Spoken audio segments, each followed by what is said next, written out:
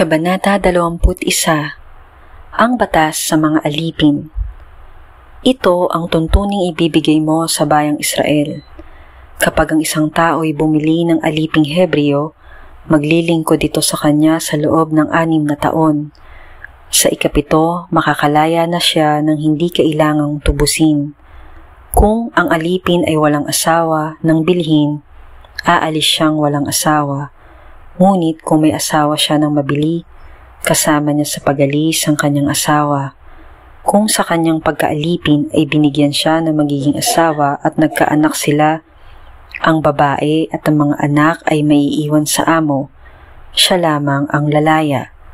Ngunit kung ayaw na niyang umalis sapagkat mahal niya ang kanyang asawa at mga anak, gayon din ang kanyang amo, patutunayan niya ito sa harapan ng Diyos. Dadalhin siya sa pintuan sa tabi ng poste ng pinto at bubutasan ng isiniyang tainga.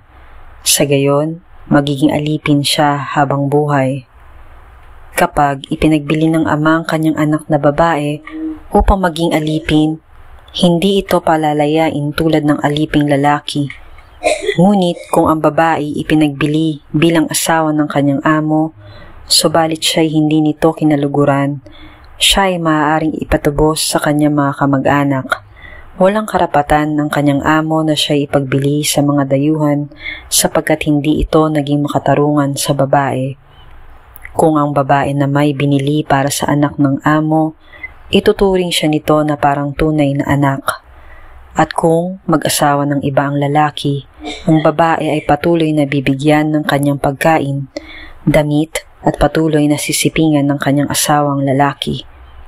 Kapag hindi tinupad ng lalaki ang 3 bagay na ito, dapat palayain ng babae nang hindi na kailangang tubusin. Mga batas tungkol sa mga karahasan. Sino mang manakit at makapatay sa kanyang kapwa ay dapat ring patayin. Ngunit kung hindi sinadya o binalak ang pagpatay at ito'y hinayaang mangyari ng Diyos, ang nakamatay ay maaaring magtago sa lugar na itatakda ko sa ganitong pangyayari.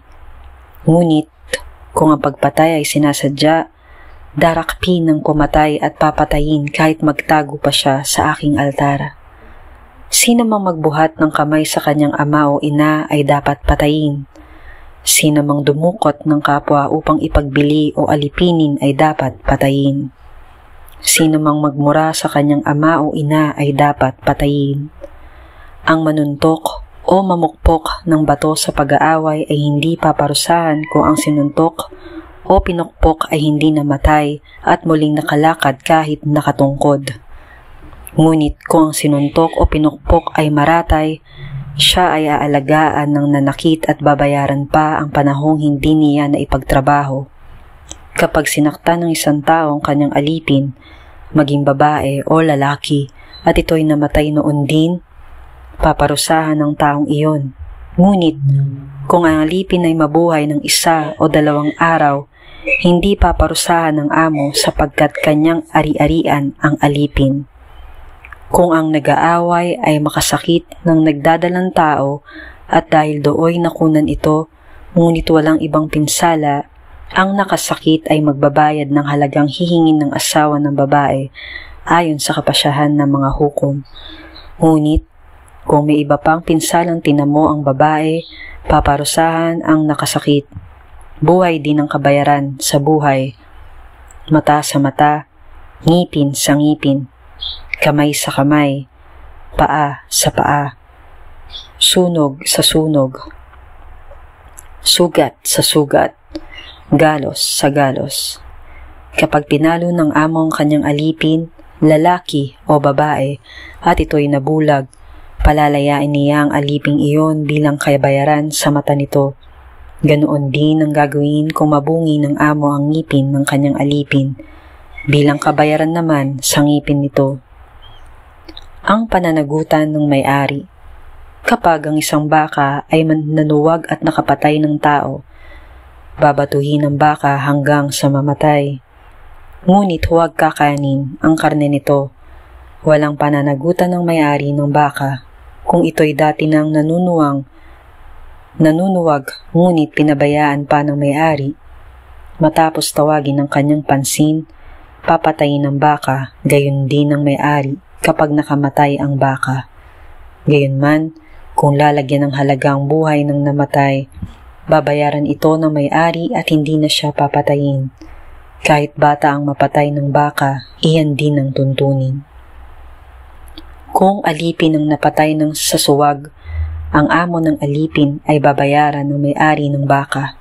30 pirasong pilak ang ibabayad at babatuhin ng baka hanggang sa mamatay. Kapag naiwang bukas ang isang balon o kaya'y may humukay ng balon, ngunit hindi tinakpan, at may baka o asnong nahulog doon, ang nahulog na hayop ay babayaran ng may-ari ng balon, ngunit kanya na ang hayop. Kapag ang napatay naman sa suwag ay baka ng iba, ipagbibili ang nanuwag at ang ipinagbilhan ay paghahatian ng dalawang may-ari, pati ang karne ng bakang napatay.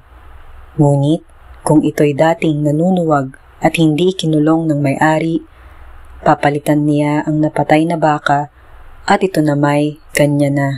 Kabanata 22. Batas tungkol sa ninakaw. Kapag ang isang tao ay nagnakaw ng baka o tupa at ito'y pinatay o ipinagbili, papalitan niya ito. 5 ang ipapalit sa isang baka at 4 naman sa isang tupa. Kailangan siyang magbayad. Kung walang ibabayad, siya ang ipagbibili at ang pinagbilhan ang ibabayad sa kanyang ninakaw. Kung ang ninakaw naman ay makita sa kanya at buhay pa, doble lamang ang ibabayad niya. Kapag ang magnanakaw ay pumasok ng gabi at siya ay napatay ng may-ari ng bahay, walang pananagutan ang nakapatay. Kung ang pagkapatay ay naganap pagkasikat ng araw, mananagot ang nakapatay.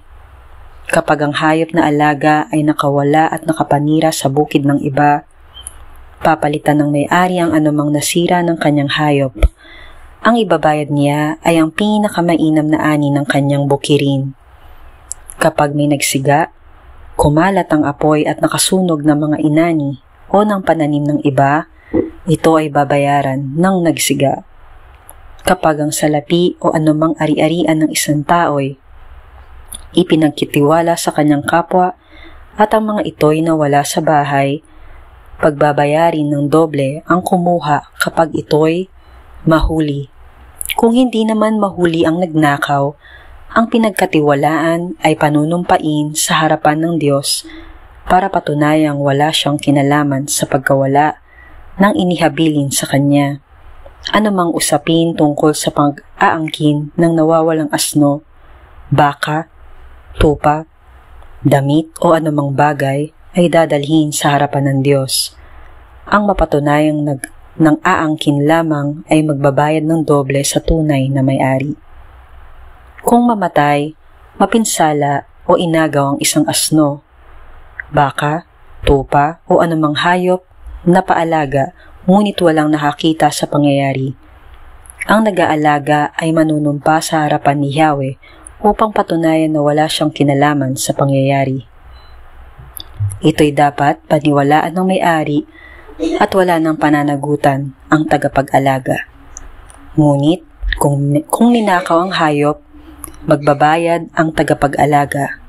Kung ang hayop naman ay pinatay ng isang hayop na mabangis, ipapakita ng tagapag-alaga ang bahaging natira at wala siyang pananagutan. Kapag ang isang tao ay nanghiram ng isang hayop at ito'y namatay o napinsala ng hindi nakikita ng may-ari, babayaran ito ng nanghiram. Ngunit, kung naroon ng may-ari, hindi ito babayaran, lalo na kung inupahan. Ang upa ang magiging kabayaran. Tuntunin tungkol sa pananampalataya at kabutihang asal.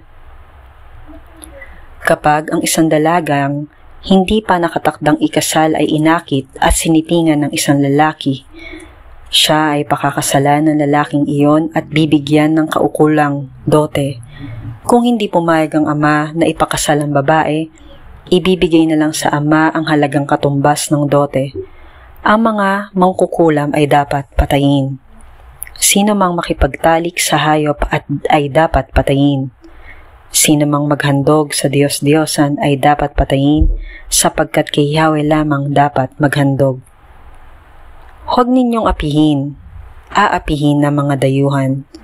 Alalahanin ninyong naging dayuhan din kayo sa Egipto.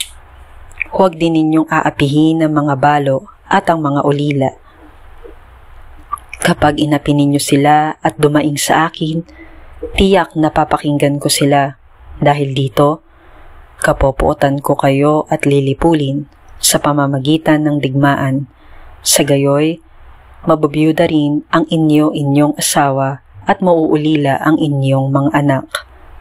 Kapag nangutang sa inyo ang mga kababayan ninyong mahihirap, huwag kayong hihingi ng tubo, tulad ng ginagawa ng mga nagpapatubo. Kapag may nagsanla sa inyo ng balabal, ibalik ninyo iyon sa kanya bago lumubog ang araw, sapagkat iyon lamang ang pambalot niya sa katawan. Wala siyang kukumutin sa pagtulog. Kapag siya'y dumaing sa akin, papakinggan ko siya sapagkat ako'y mahabagin. Huwag ninyong lalapastanganin ng Diyos ni mumurahin ang mga pinuno ng inyong bayan. Huwag ninyong kalilimutang maghandog ng inaning butil, alak na mula sa katas ng ubas, at langis sa takdang panahon. Ihahandog ninyo sa akin ang inyong mga panganay na lalaki. Ihahandog din ninyo sa akin ang panganay ng inyong mga baka at tupa. Huwag ihihiwalay sa ina ang panganay nitong lalaki hanggang sa 7 araw mula sa kapanganakan. Sa 8 araw, ihahandog siya sa akin. Kayo'y aking bayang pinili, kaya huwag kayong kakain ng karne ng hayop na pinatay na mabangis na hayop. Ipakain ninyo iyon sa mga aso.